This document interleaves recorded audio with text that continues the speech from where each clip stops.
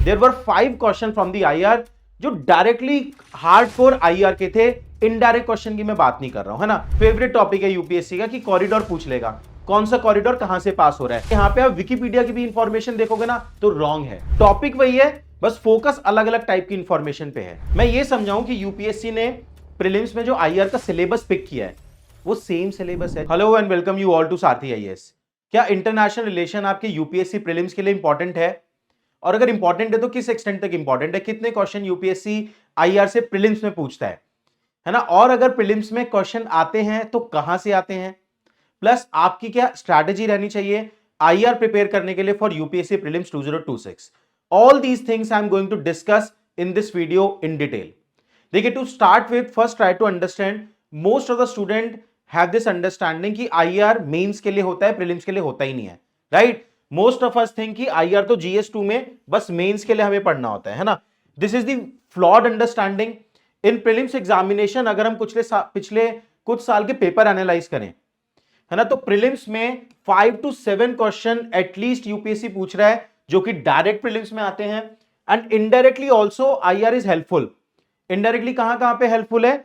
Mapping के question आपको मिलेंगे कुछ जो कि आप आईआर के थ्रू, इंटरनेशनल लोकेशंस के थ्रू कवर कर सकते हैं। देन अगर आप आईआर प्रीलिम्स के लिए प्रिपेयर कर रहे हो तो इंटरनेशनल इकोनॉमी के भी कुछ क्वेश्चन वहां से इनडायरेक्टली आ जाते हैं, ठीक है। तो रफली अगर प्रीलिम्स एग्जामिनेशन में हम बात करें तो 10 to 15 marks you can increase by studying the IR for prelims. Please remember this thing. मैं आपको एविडेंस दूंगा इस वीडियो में कि कहां कहां से यूपीएससी ने क्वेश्चन पूछे हैं पिछले कुछ सालों में, ठीक है। मेंस के लिए यू ऑलरेडी नो कि 50 marks in GS two UPSC is asking from IR, ठीक है। लेकिन इस वीडियो का फोकस रहेगा ऑन दी प्रीलिम्स एग्जामिनेशन, ठीक है। चलो, now first of all let's see the one major difference. अगर हम बात करें आईआर की कि जब मेंस में क्वेश्चन आता है तो यूपीएससी फोकस करता है एनालिसिस पे। एक एनालिटिकल अप्रोच आपको रखनी पड़ती है अगर कोई भी आप आईआर का इशू पढ़ रहे हो for the mains examination. But in prelims examination same topic का यूपीएससी फैक्चुअल कंटेंट पूछता है ना। This difference you need to understand कि प्रीलिम्स में एनालिटिकल आईआर नहीं पूछ रहा, अभी तक तो नहीं पूछ रहा है UPSC. May be 1 or 2 question in the past they have asked, but mostly focus is on the factual information. Like for example, यार मान लो ब्रिक्स पे कोई क्वेश्चन आ रहा है। ब्रिक्स एक टॉपिक है जो कि इंपॉर्टेंट है, राइट। अब सेम टॉपिक पे यूपीएससी अगर मेंस में क्वेश्चन पूछ रहा है तो एनालिसिस पूछेगा कि how the BRICS dominance in the recent time is leading to decline of west and the countries like US and Europe, ठीक है ना। और अगर प्रीलिम्स में क्वेश्चन पूछेगा तो ब्रिक्स का कोई फाउंडेशन डे, रीसेंट समिट कहां पे हुई, उसकी थीम क्या थी, इस टाइप के फैक्ट यूपीएससी पूछ लेगा। टॉपिक वही है, बस फोकस अलग अलग टाइप की इंफॉर्मेशन पे है। अंडरस्टूड? आगे बढ़ते हैं अभी। अब टू अंडरस्टैंड दिस, पिछले साल का पेपर देखते हैं जो यूपीएससी का रीसेंट प्रीलिम्स 2025 हुआ है। There were 5 question from the IR जो डायरेक्टली हार्डकोर आईआर के थे। इनडायरेक्ट क्वेश्चन की मैं बात नहीं कर रहा हूं, है ना। एक बार उन टॉपिक्स को देखते हैं, उनके रेफरेंस पॉइंट देखते हैं और उसके बाद स्ट्रैटेजी डिसाइड करेंगे कि हम आईआर किस तरीके से प्रीलिम्स के लिए कवर करने वाले हैं। देखो भाई, सबसे पहला क्वेश्चन आया, ये 2025 प्रीलिम्स का क्वेश्चन है on the topic of BIMSTEC, है ना। बिम्स्टेक के ऊपर क्यों क्वेश्चन आया, मैं आपको लॉजिक भी बताता जाता हूं उसका। बिकॉज लास्ट ईयर बिम्स्टेक का चार्टर अडॉप्ट हुआ था for the very first time. That's why the question on BIMSTEC was expected, है ना। यूपीएससी ने 4 स्टेटमेंट दिए कि it is a regional organisation consisting of 7 members. It came into existence with the signing of Dhaka declaration, ठीक है। इसके original member कौन कौन थे और टूरिज्म किसका सबसेक्टर है ना। अब देखो मैं आपको दिखाता हूं यहां पे, लास्ट ईयर जब मैंने आईआर पढ़ाया था इसके नोट्स आपको पब्लिकली भी मिल सकते हैं। ये नोट से मैंने रेफरेंस पिकअप किया है ना। देखो मैंने अपने नोट्स में दिया था कि BIMSTEC charter enter into force nearly after 3 decade, that is why this topic is important, है ना। और यहां पे मैंने कंट्री वाइज सब सेक्टर डिवाइड किए थे, है ना। यहां पे आप विकिपीडिया की भी इंफॉर्मेशन देखोगे ना तो रॉन्ग है। विकिपीडिया पे क्या दिया हुआ है, tourism sector is under India, but मैंने बिम्स्टेक की वेबसाइट पे जाके देखा था और वहां से स्क्रीनशॉट लेके यहां पे डाला था कि BIMSTEC tourism sector is not under India, rather it is under Nepal, ठीक है। तो यहां पे टूरिज्म सेक्टर नेपाल के अंडर है ना। तो देखो नोट से ये क्वेश्चन आया था। अगेन फर्दर मैंने नोट्स में ये इंफॉर्मेशन भी दी हुई थी जहां से यूपीएससी ने क्वेश्चन बनाया हुआ है कि BIMSTEC was announced after Bangkok declaration, not after Dhaka declaration, यहां पे लिखा है, ठीक है। तो डायरेक्टली अगर आप करंट अफेयर कवर कर रहे हैं और आपका ये जजमेंट अच्छा है कि यार ये चीज न्यूज में ज्यादा थी तो उसका फैक्चुअल पार्ट जाके पढ़ लेता हूं, तो देयर आर चांसेस कि प्रीलिम्स में आपका आईआर का क्वेश्चन हिट होगा। ठीक है, फर्दर क्वेश्चन देखते हैं। That was the first question on BIMSTEC. Second question आया ब्रिक्स पे। Again BRICS was in the news because the ongoing conflict between the west and the countries of BRICS, है ना, BRICS की एक summit भी हुई थी, तो that's why it was in the news. मैंने भी कवर किया था अपनी क्लासेस में। डायरेक्ट क्वेश्चन पूछा यूपीएससी ने। ठीक है, यहां पे देखो यूपीएससी ने क्या किया, जो यहां पे लिखा है, the theme of the 16th BRICS summit was strengthening multiculturalism. ये टॉपिक अलग से मैंने इसीलिए पढ़ाया था क्लास के अंदर प्रीलिम्स एग्जामिनेशन के कोर्स में, कि BRICS is coming up in context of promoting multilateralism, not multiculturalism, because of the US led unilateralism, जिसकी वजह से यूएस सबके ऊपर प्रेशर बनाता है, ईरान के ऊपर भी, इंडिया के ऊपर भी, चाइना के ऊपर भी, ये यूएस का यूनिलेटरलिज्म है।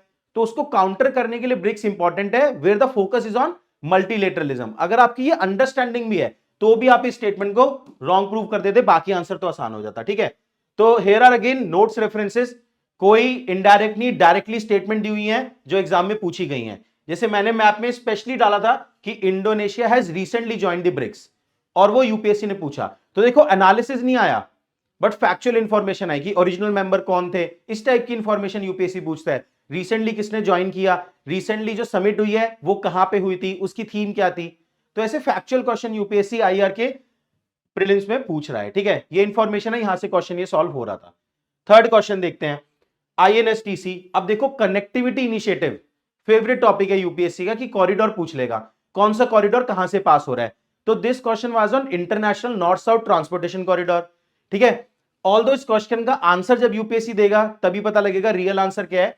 ये दो स्टेटमेंट तो रॉन्ग है, बट एक्चुअली समवेयर ए और डी दोनों में ही रियलिटी है, दोनों स्टेटमेंट क्लोजर टू ट्रुथ है।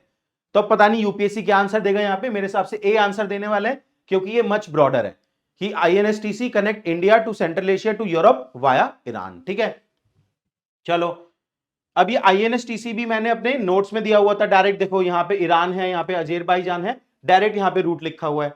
तो पॉपुलर टॉपिक है, आपको बस ये पता होना चाहिए कि इसका एनालिसिस नहीं करना, एनालिसिस मेंस के लिए करना है। कनेक्टिविटी इनिशिएटिव कहां कहां से पास हो रहा है, यूपीएससी पूछता आ रहा है, उसको हमें कवर करना चाहिए। ठीक है, थर्ड क्वेश्चन देखते हैं।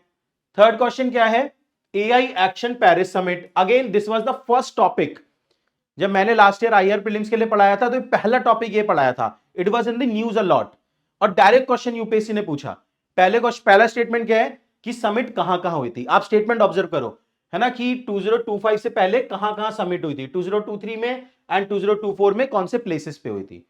सेकंड इंफॉर्मेशन क्या है, along with other countries the US and UK also signed the declaration। US और यूके ने ही डिक्लेरेशन साइन नहीं किया था। अगर आप ये चेक करोगे यहां पे नोट्स के रेफरेंस में, देखो यहां पे स्पेसिफिकली मैंने ये स्टेटमेंट हाईलाइट किया हुआ था कि while US and UK abstained, है ना, तो यही समिट का हाईलाइट था, फैक्चुअल इंफॉर्मेशन पे ही फोकस करना था आपको। होने को इसका एनालिसिस भी हो सकता था कि एआई का जो ग्लोबल गवर्नेंस है उसको ये कैसे इंपैक्ट करेगा, बट आई नो कि यूपीएससी फैक्चुअल पार्ट पूछता है, तो I focused on the factual part. समझ में आया? चलो अगला क्वेश्चन देखते हैं। नेक्स्ट क्वेश्चन क्यों आया, नाटो के मेंबर्स पूछ रहे हैं, how many of the above are members of the NATO because of ongoing conflict between Russia and Ukraine, जहां पे वेस्ट भी इन्वॉल्व है। The root of that conflict was expansion of NATO eastward, अगर आपने थोड़ा सा बेसिक पढ़ा हो। अब यहां पे यूपीएससी अगेन एनालिसिस नहीं पूछ रहा, सिंपल नाटो के कौन कौन से मेंबर हैं ये बता दो आपको, तो नाटो इंपॉर्टेंट टॉपिक था, आपको मेंबर रट के जाने चाहिए थे। ठीक है, चलो तो ये देखो मैंने नोट्स में भी रेफरेंस दिया था इसका, और मेंबर की लिस्ट अलग से दी हुई थी, क्योंकि फैक्चुअल इंफॉर्मेशन पे ही फोकस करना है। Last year in the notes एक अलग से मैंने सेगमेंट ऐड किया था प्रीलिम्स के लिए कि इंफॉर्मेशन बाइट, क्योंकि यहां पे एनालिसिस से ज्यादा फैक्चुअल इंफॉर्मेशन इंपॉर्टेंट है। ठीक है, आगे देखते हैं, एक और क्वेश्चन है एग्जामिनेशन में। अच्छा हो गए 5 क्वेश्चन हो गए। तो दीज वर द 5 क्वेश्चंस जो यूपीएससी ने आईआर सेगमेंट से प्रीलिम्स एग्जामिनेशन में पूछे। अब इससे कुछ लर्निंग क्या कंसोलिडेट करते हैं कि इतना अच्छा हिट रेशो लास्ट ईयर क्यों रहा। मैं आपको बताता हूं कि मेरा नोट्स बनाने का क्या अप्रोच था। मैं ये समझाऊं कि यूपीएससी ने प्रीलिम्स में जो आईआर का सिलेबस पिक किया है वो सेम सिलेबस है जो मेंस एग्जामिनेशन का सिलेबस है। You will be surprise to know, जो मेंस का सिलेबस है वो पिक करो और बट पढ़ो प्रीलिम्स के माइंडसेट से, that is the real solution. Mains के सिलेबस में 4 पॉइंट लिखे हैं आईआर में, India and its neighbourhood relations, तो इंडिया और नेबरहुड में अगर कुछ भी ऐसा होता है जो कि लेटेस्ट है और उसकी जो फैक्चुअल इंफॉर्मेशन है, that becomes the important part, analysis नहीं, फैक्चुअल इंफॉर्मेशन, ठीक है। फिर bilateral, regional and global grouping and agreement involving India and affecting India's interest. तो बिम्स्टेक और ब्रिक्स पूछा, रैंडमली जाके तो नहीं पूछा, ठीक है, समझ में आ रहा है। तो आपको उन ग्रुपिंग्स का रीसेंट समिट, पिछली समिट कहां हुई थी, अगली समिट कहां होने वाली है, क्या कोर एजेंडा चल रहे हैं, कौन कौन उसके मेंबर है, ये पता होना चाहिए। डिटेल एनालिसिस नहीं, बट बेसिक इंफॉर्मेशन, ठीक है। अगला देखो, effect of policies and politics of developed and developing countries on India's interest and Indian diaspora. अब इंडियन डायस्पोरा अगर टॉपिक की बात करें तो यहां पे अगर कुछ फैक्चुअली लेटेस्ट कोई गवर्नमेंट की स्कीम आई है, कोई भी समिट हुई है इसके राउंड, तो वो हम पढ़ेंगे, अदरवाइज एनालिसिस देखने की नीड नहीं है फॉर द प्रीलिम्स, ठीक है। और पहला टॉपिक यहां पे क्या है, policies and politics of developed and developing country, जो कि इंडिया के इंटरेस्ट को इंपैक्ट कर रही हो। मान लो कि कोई इंटरनेशनल ग्रुपिंग हो गई, जैसे नाटो हो गया, नाटो भी एक तरीके की एक ग्रुपिंग है जिसकी पॉलिसीज एंड पॉलिटिक्स इंडिया के इंटरेस्ट को इंपैक्ट कर रही है, तो आपको नाटो के मेंबर्स याद होने चाहिए। समझ में आ रहा है? This is how you can pick up the topic, कि कौन से टॉपिक पे आपको फोकस करना है। फिर important international institution, agencies and फोरा, देयर स्ट्रक्चर एंड मैंडेट।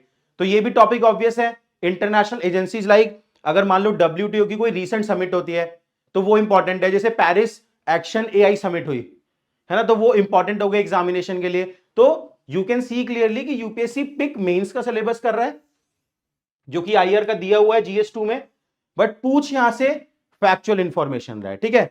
तो focus only on factual part for the prelims examination, ठीक है, समझ में आया। लार्जली है करंट अफेयर ड्रिवन ही, है ना, बट आपको करंट में जो टॉपिक चल रहे हैं उन टॉपिक को पिक करके उनका जो स्टैटिक पार्ट है, फैक्चुअल पार्ट है, वो आपको पढ़ना पड़ेगा। That is the requirement for the IR section. समझ में आया?